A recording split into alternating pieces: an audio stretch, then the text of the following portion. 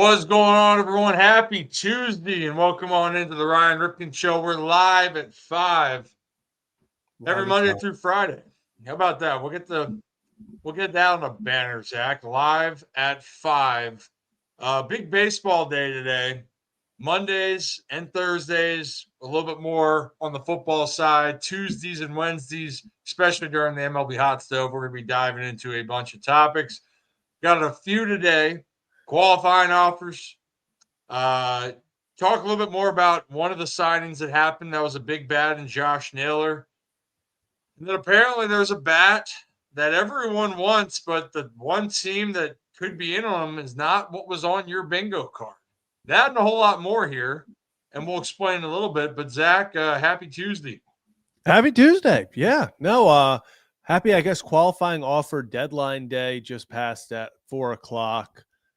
Had some shockers. So that'll be fun to talk about. But yeah, just I feel like MLB offseason is the most hectic because there's nothing going on, but everything's going on.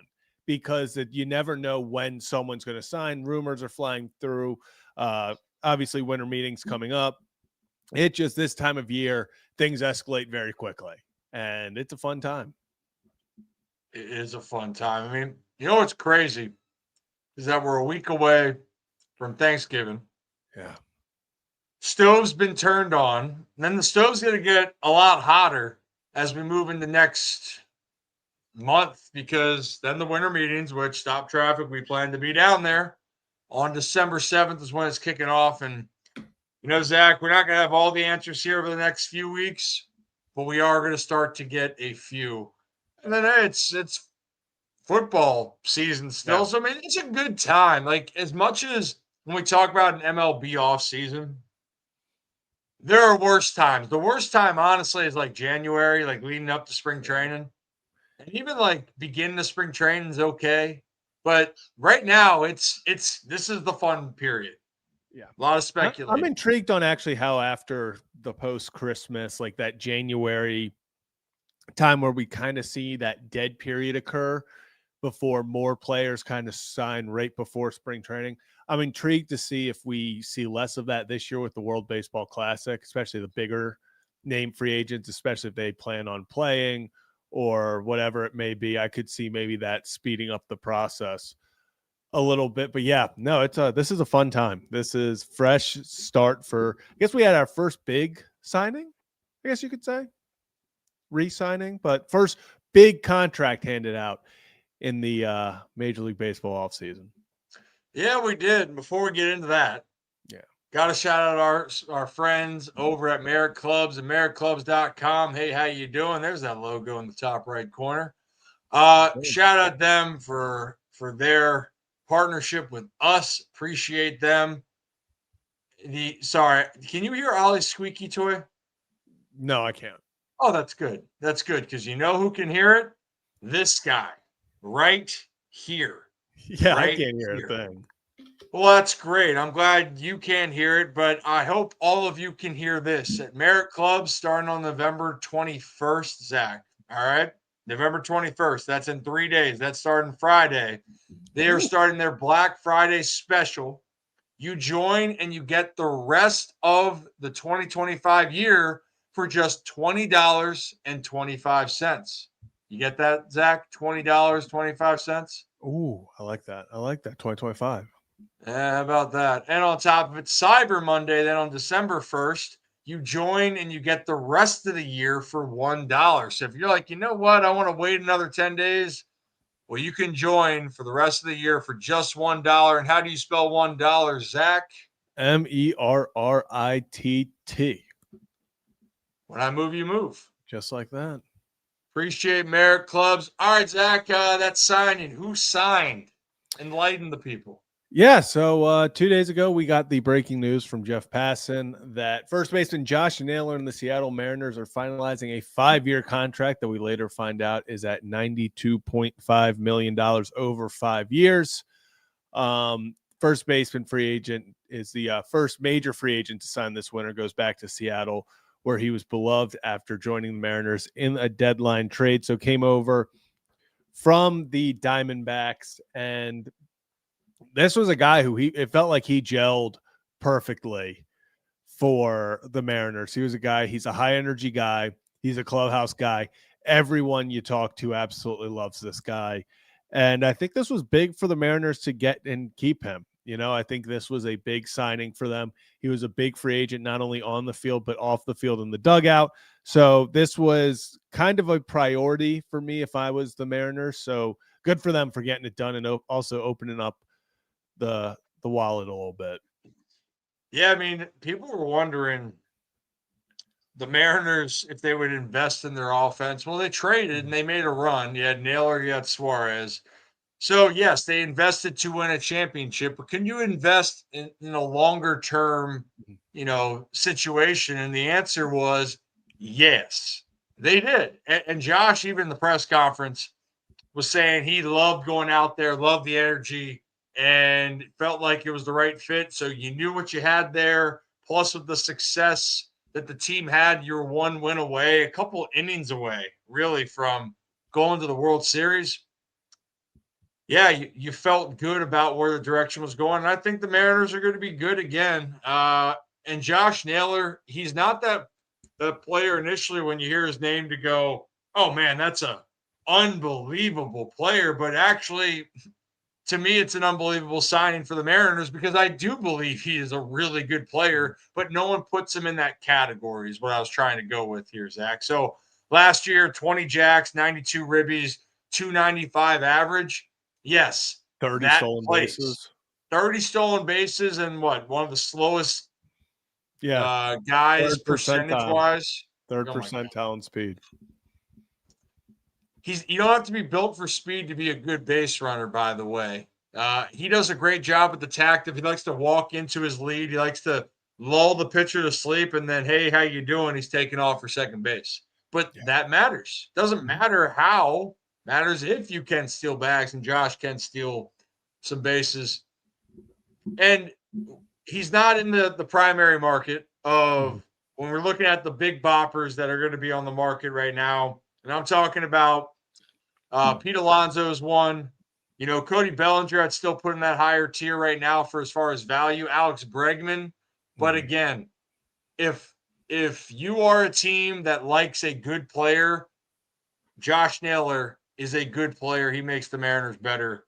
I mean, right now, Zach, if I'm Seattle, I'm looking at the rest of the AL West. Yeah, I mean, adding him with what you have, especially in the pitching department, they should be right back to being, my mind, they should be the favorites to win the AL West next year. And they should be really encouraged about where they're going. Yeah, I mean, this was a perfect fit. This was a guy they had to keep. Obviously, I said top priority for them because the pitching staff is legit. This pitching staff, there's never a question. We've said it before. And it's funny, we talked to Ben Verlander before the season, and he was, screaming from the mountaintop of like, why does this team refuse to go all in on their lineup when this pitching staff is young and dominant and just as put together as any staff across Major League Baseball? At the deadline, obviously, it helps when your catcher suddenly turns into a 60-homer threat. That really helps the lineup. They added Randy Arozarena at the last year's deadline, not this past season, the year before.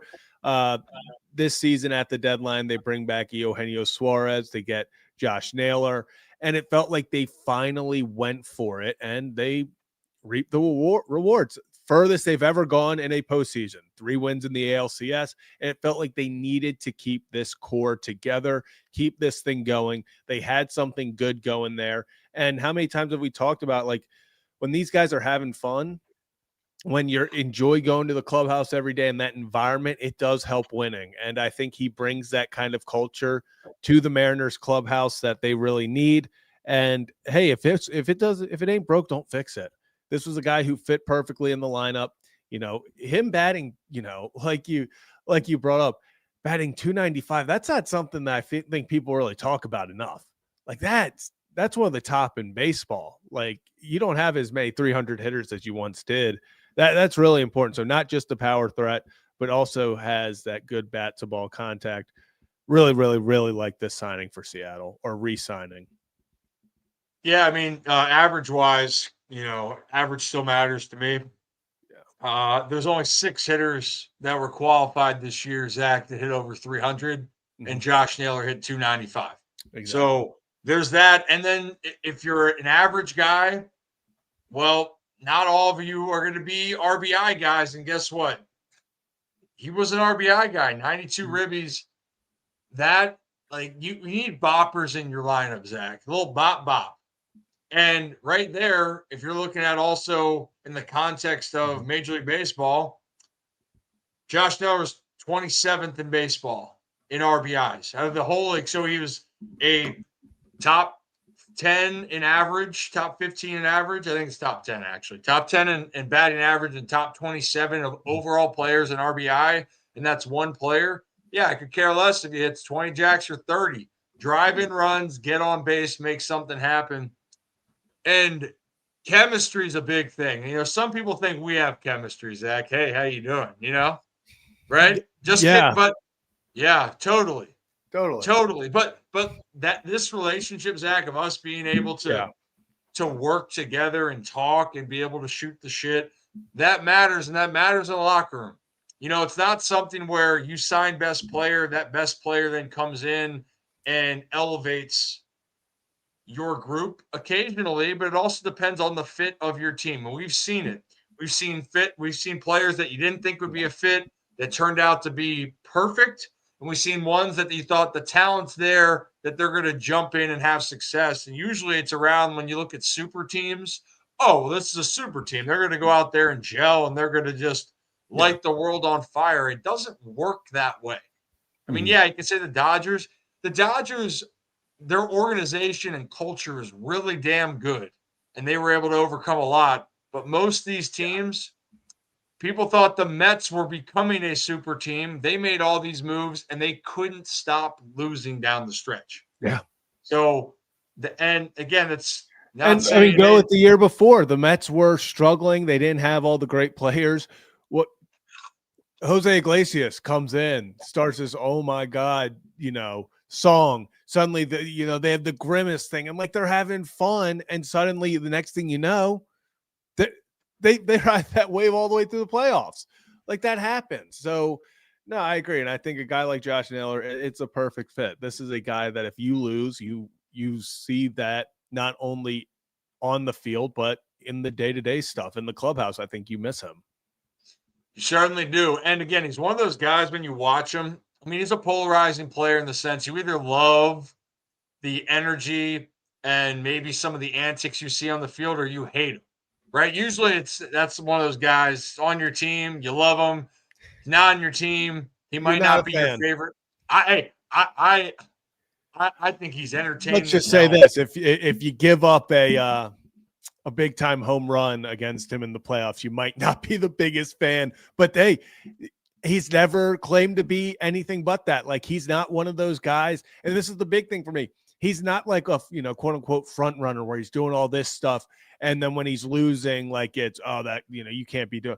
He is himself the entire time. If they're down, if he hits a solo home run and they're down 5-3 now, 5-2 now, he's coming in that dugout just as fired up, trying to get the guys going again. Like, he is that guy for 162 games a year. It doesn't change day to day.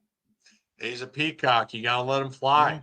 And he flies, and he flies the same way. He's authentic to who he is. So Naylor goes back. I think the part that's interesting here, though, Zach, is not that Josh Naylor went back to the Mariners, is that Jeff Passan reported that the Pittsburgh Pirates were aggressively pursuing him. You're like, whoa, Pittsburgh spending some money here. Hey, now, the deal, if I'm not mistaken, do you have that tweet at all, Zach? We know it was around. We know it was $80 million, and actually, it came up when it was reported that the Pirates are in on free agent Kyle Schwarber. They offered, we now know, according to Jeff Passan, at least $80 million to Josh Naylor before he signed with the Mariners. It's funny. My first reactions from people on the interwebs was actually a lot of Mariners fans just saying, what life would have been like if they would have been outbid by the Pittsburgh Pirates. But it seems like the Pirates, hey, people made jokes when the Pirates, last week it kind of came out, or a week or two ago. It's like, hey, the Pirates are apparently going to spend. Like, they are open to spending, and everyone's like, uh-huh. Oh, yeah, I'm sure. Oh, the Pirates are, yeah, I'm so sure about that. They didn't get the guy. But if the Pirates are already offering over 80 million, maybe we see some action head into the Steel City. Maybe. Still looking at the report, the funny thing for me is seeing the Josh Naylor press conference still in my mind. And then you're like, oh, wow, that's great. No, the Pirates are going to spend more. And then it's just whammy. Oh, yeah, the Pirates are interested in Kyle Schwarber. They offered Naylor $80 million. Million. And it went from like 0 to 100. Now, I want to preface at least this conversation is, in some cases, when there's smoke, there's fire. In other cases, it's off-season hot stove. Is the team just trying to put themselves out there to say, hey, we're interested. Hey, we're just letting you know. I think that the Pirates are in a position, Zach, and I think their fans would agree with this, just like we've heard it in Baltimore. That's great you have interest in a guy. It's great that you're in on him, but we'll believe that you're going to spend when we see it. Like that's the reality. And so, I mean, it's the same, obviously different sport, but it's the same as when we joke about the almost Ravens. You know how many times a superstar's moved? That's like, oh, he was almost a Raven. It's the same in this situation. Like you're saying, it's cool to be like, oh, they almost had it. Last year, it was cool when it was like, oh, the Orioles almost re-signed Corbin. Oh, the Orioles were almost in on this guy. But, it'll be interesting to see if they do get somebody, because like you say about Baltimore, I'm not sure it's always going to be a money issue for someone to be like, okay, I'll go to Pittsburgh for 5 years and trust that organization. Yeah. I mean, here's the thing too, for Pittsburgh, they got to upgrade their lineup. You know why? They were dead last in runs scored during the season. Yeah. Third worst in batting average in baseball. That's two parts. And if we want to go a little bit further here, Zach, you want to guess where they stood in home runs on the season? Would it be dead last? Dead last, Zach. Good. Should we keep going here? How about RBIs? Dead last? Dead last. There we go. Ding, ding, ding. Yeah. Oh, gosh. Mm-hmm. You know what they weren't dead last, though, in? What's that? Strikeouts. They were only 7th worst in strikeouts. So putting this together, you can tell they need offensive help, because when you flip to the other side, Zach, this is how we rock and roll here.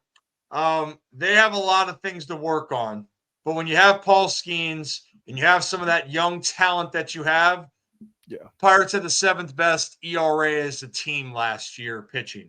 So even if they are adequate and they can keep up with those numbers, Pittsburgh should be better. I mean, you have to get better. And this is the part, like when fans are complaining about teams right now, right?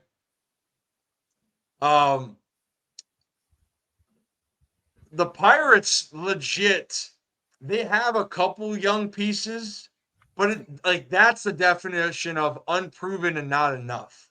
Yeah. You know what I mean? Like they don't have enough. When you look around some of the other teams, like we'll bring Baltimore to the occasion because people compare about spending, even though the Orioles did increase their payroll the last year. Might not have been the sexy move, but they paid some guys. But you know what the difference was? They have young talent. The young talent didn't stay healthy or didn't perform. So the Pirates, the question is about young hitting talent. So if not, enter Kyle Schwarber, enter Josh Naylor in the conversations. But to be honest, Zach, if the Pirates want to be back in this, they need like 2 or 3 of these guys. Like they and I'm not talking about free agents. I would go and get a bat. That's why I think the Orioles and Pirates, that could be a good deal. There's pieces that make sense in a trade. But if you're not going to make trades, they'll certainly get the attention of people. Certainly will. You wonder this, though. Did I see you, by the way? Is Skeens pressuring them to spend?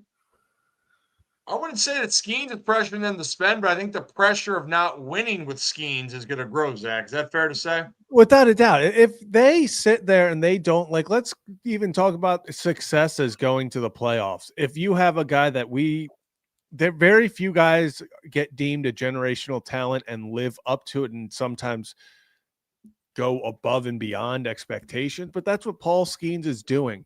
And honestly, with the talent they have in the rotation behind him, and you have young guys coming up like Bubba Chandler. Connor Griffin is the number one prospect in all of baseball. Chandler being the 14th. He's a starter. They have these guys not only on the team now, but coming up. And yeah, it's not going to be enough. And your clock is ticking with Paul Skeens. It is becoming something where I do not see, and I don't think it's crazy at all to say, Paul Skeens will not be signing long-term in Pittsburgh. I would be very shocked unless a few of deals like this occur that puts Pittsburgh into the perennial powerhouses. I don't see that happening. But I think it is pressure that, hey, you have this guy and you have to win with him. Because if you don't, it goes down. It's almost like the Angels. When the Angels had Shohei and Trout, there were times I don't think Shohei or Trout ever told them, hey, we're going all in. We have to go all in. But there's pressure to win with those guys because you have to, because what's happening right now, everyone laughs at the Angels. They got, a singular playoff appearance out of Mike Trout and Shohei Ohtani in the same lineup. Last thing you want to do is be on that level where the only reason that you get talked about in someone's career is because how disappointing it is that they started there. Yeah.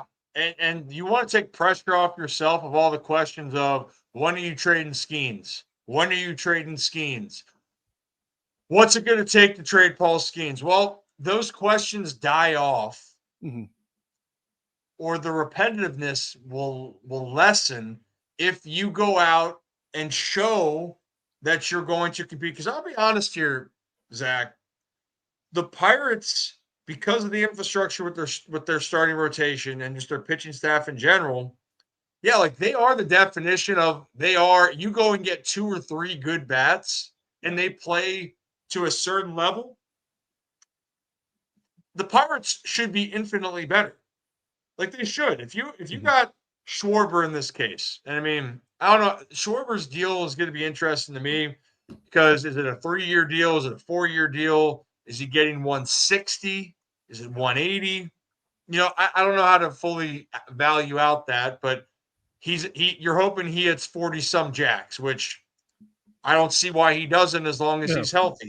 He coming off an almost MVP campaign, right? So the Pirates truly are a definition of they are a couple bats away, because if you can pitch like that and you were dead last, and what was the Pirates record last year being dead last in all these offensive categories?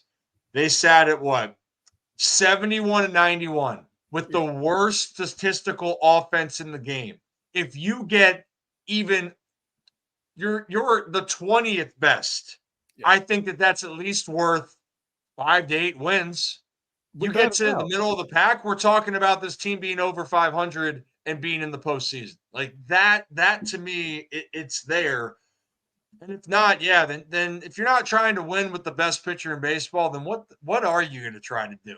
It's a luxury that you have the dude that people are saying could break the Cy Young Award record, which that's still pretty crazy, getting to 7, but dude's legit. Pirates got arms. They got to spend. They have to spend because of that. Because, like you said, even if you add 2 guys to this lineup that just make it league average, I'm not saying this team competes for the playoffs, but you probably win half your games, close to at least. And that's a step up because, tell you right now, we talk about obviously the eventual Skeens, being there and stuff. Maybe there is a chance down the line, but I can tell you it's not if you win 71 games every year. Then there's no way he would want to return. Now, if you're winning 90 plus games because you spent and added to the lineup and built around him, then maybe you have some traction. Then maybe you have something to stand on.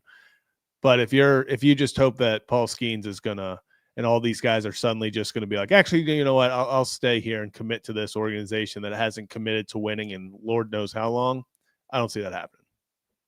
No. And again, this is a believe it. We'll believe it when we see it. Yeah. It's hard to see you go from zero spending to going after one of the top free agents because financially he's going to cost a lot. He is going to cost a lot, but time will tell what the Pittsburgh Pirates are going to do. But we do know that Kyle Schwarber, among a lot of the big boppers, man, someone's going to pay them, and they're going to pay a pretty penny. And by pretty penny, I mean hundreds of millions of dollars, Zach.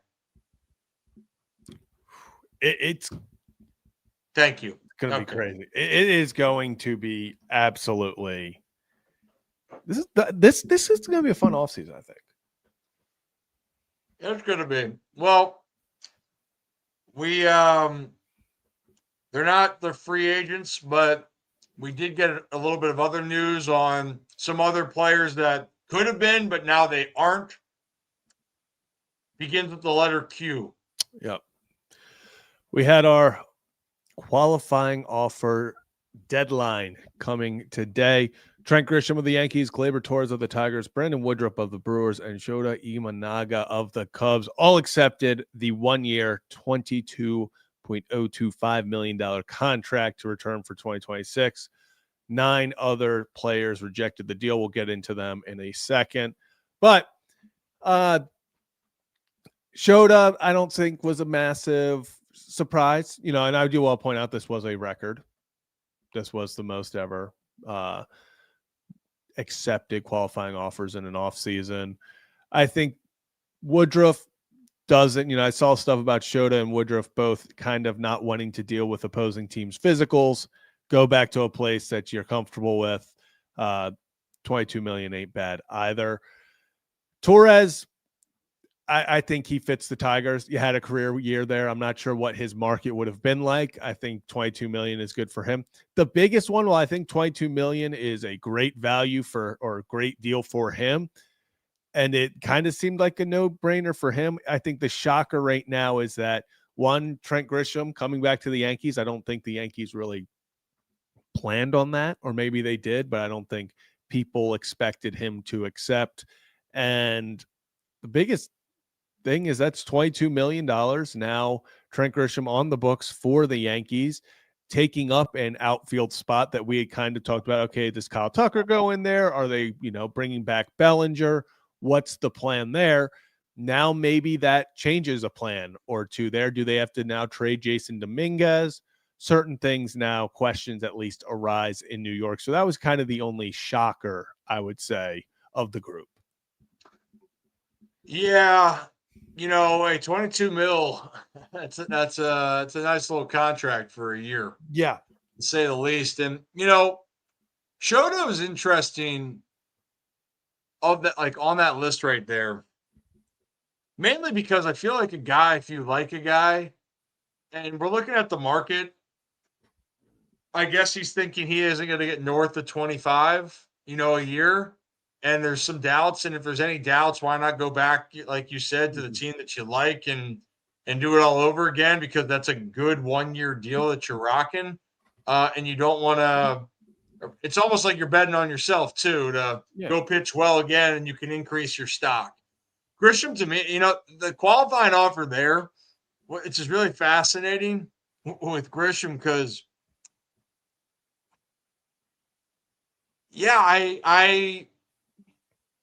I like him.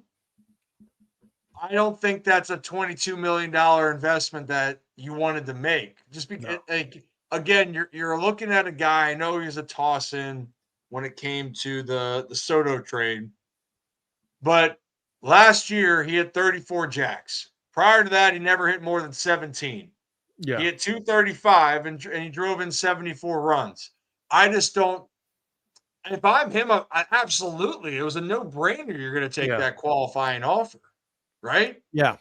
Yeah. And but the Yankees, though, at least in this case, if it's $20 million, and they're not looking to go after maybe some other free agent arms. I think their rotation's pretty good, for what they have and what they need to do. Their priorities aren't bad. So with that qualifying offer extended and knowing that this could be accepted, maybe that was a plan all along of like, all right, we might have a little bit more capital to spend, but we're also thinking that this 22 mil is going to be on its way and accepted. Like, Yeah.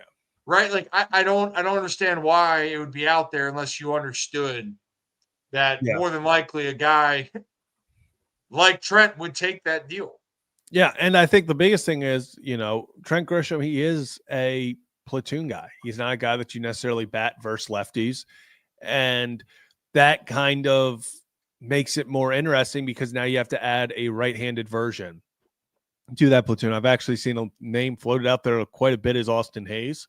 But that's a roster spot of now, okay, a guy like Bellinger who hits righties and lefties both very well.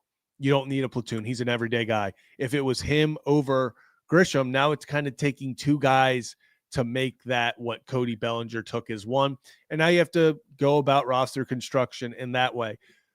Do I think this? I've seen some people like, oh, this changes the Yankees offseason completely. I don't think that. I just think now they have more decisions to make in a roster spot that they maybe not particularly thought, or at least we're hoping maybe they'd have more wiggle room with, because like you said, I think the biggest shock was that they put it out there, Yeah. not that he accepted it. I think when he was offered it, it was like, okay, he's going to go out. He's going to see if he can maybe get a 2-3 year, $60 million contract. If not, he's going to come back and take that money.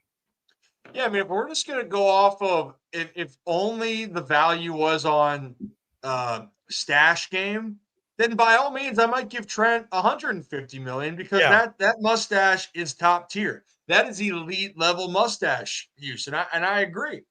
I wouldn't even say it's a top 10 stash. I would put it in the top 5. Like that is championship level mustache.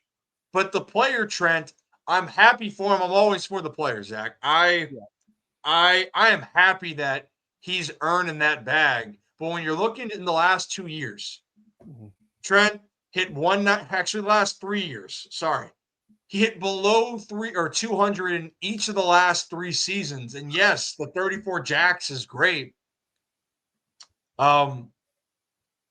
There's no way you offer that without expecting that to be taken. That's just a huge chunk of money that you're putting out there. But hey, the Yankees, that they're going to operate in that way.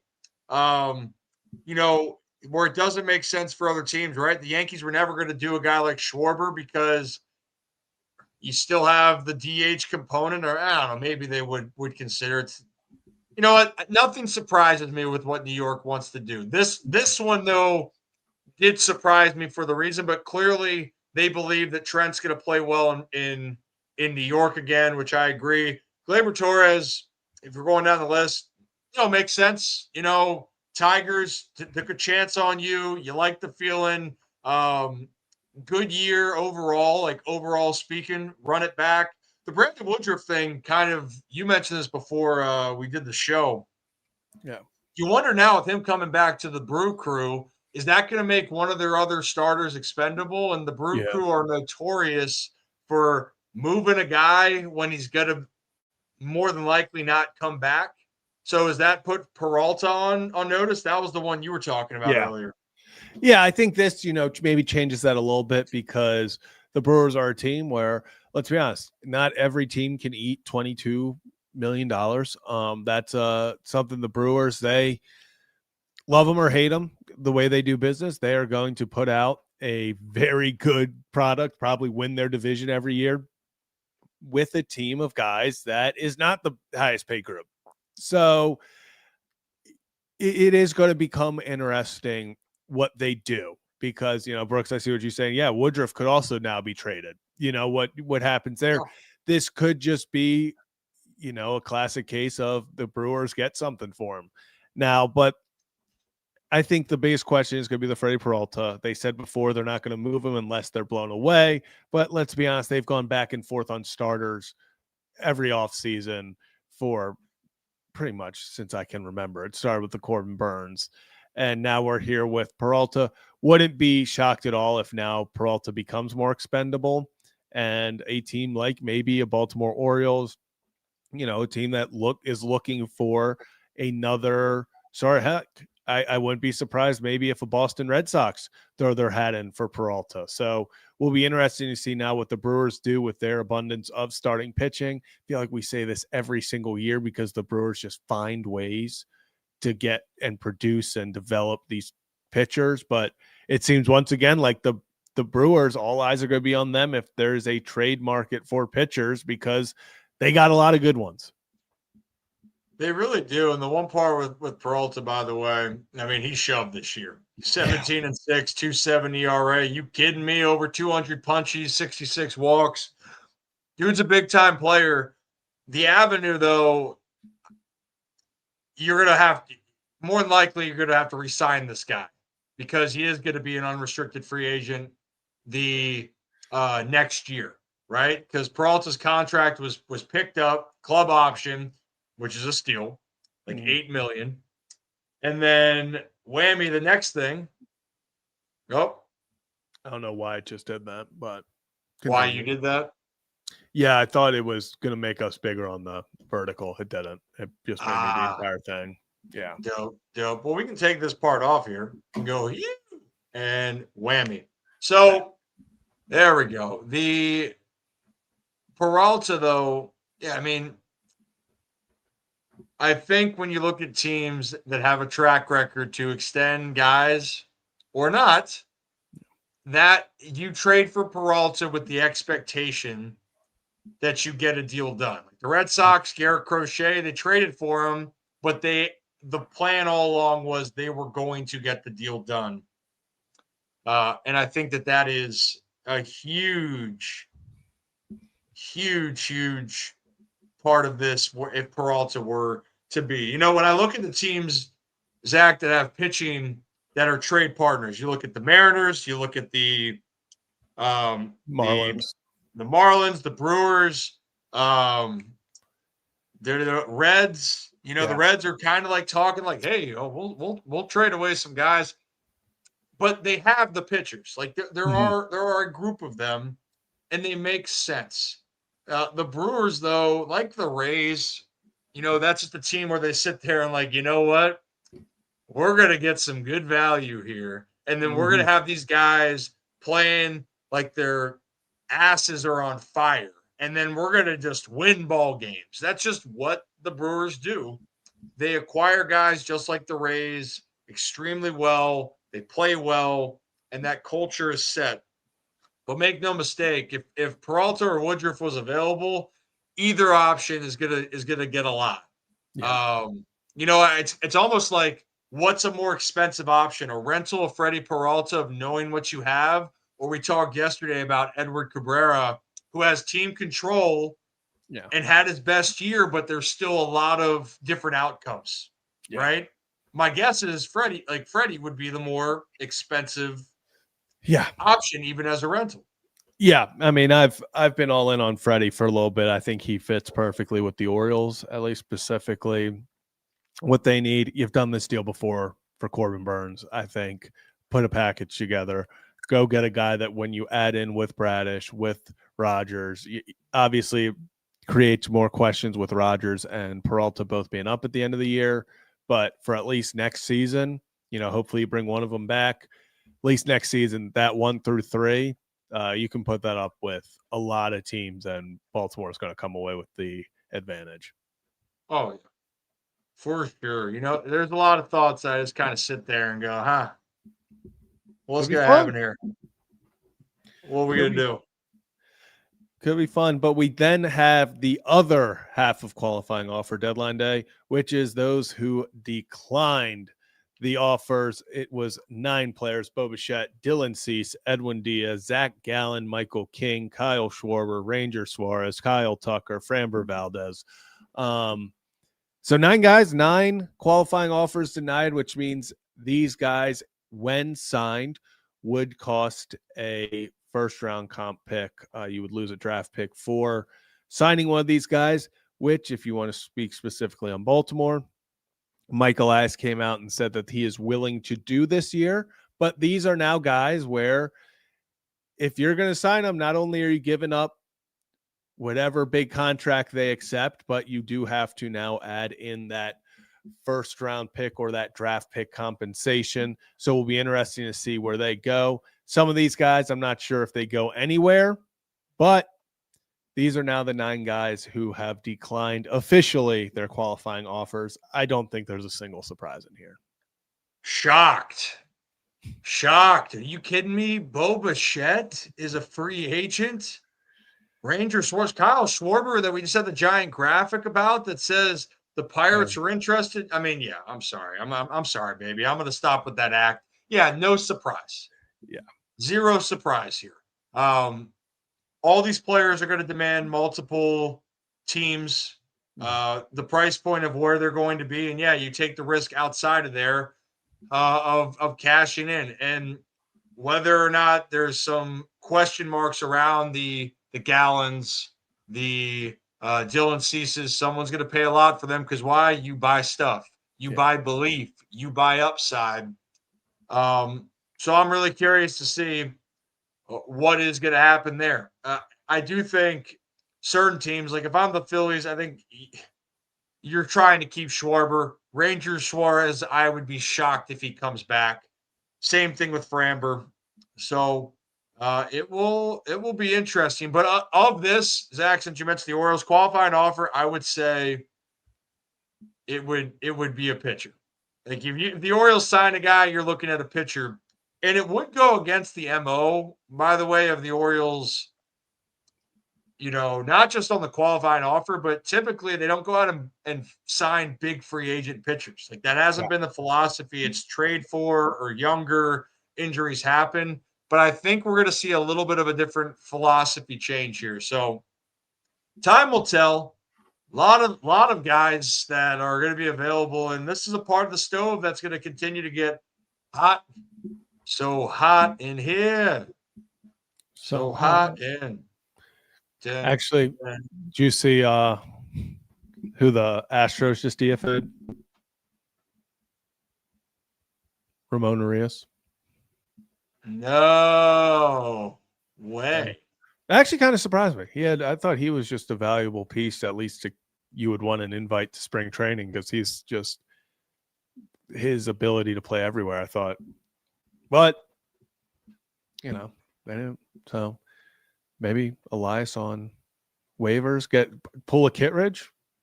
I wouldn't be surprised. But also at the same time, I think you got to commit. In this case, Jeremiah Jackson was also a really good piece. But Ramon, what's great about him for any team is Ramon's just like, oh, I'm not going to play for 4 days. Cool. When you need me, I'm ready. Like that's a value. If I was another team, I'd value a guy that can play multiple positions and doesn't have to be considered an everyday player. And you just have him capable of making an impact. So thank you for sharing that. I think Ramon will bounce back on his feet. And you guys can hit that like and subscribe button. Ryan Ripken Show. We do this live at 5 Monday through Friday right here on YouTube, X, and Facebook. Zach, I put up on the poll, our poll question today. Will the Pirates land a big name free agent? And right now, 71% of the vote says hell no. So not surprised. I'm not surprised in the slightest on that one. I mean, I would also be floored if the Pirates made a big time. Like I said, I don't even think it's a money issue at this point. Like, let's say they offer someone like if Josh Naylor got 92.5 over 5 years from both the Pirates and the Mariners. I don't see him going back to Seattle. I'll even say this: if he got offered $100 million over 5 from the Pirates and 92.5 over 5 from the Mariners, I still think he picks the Mariners.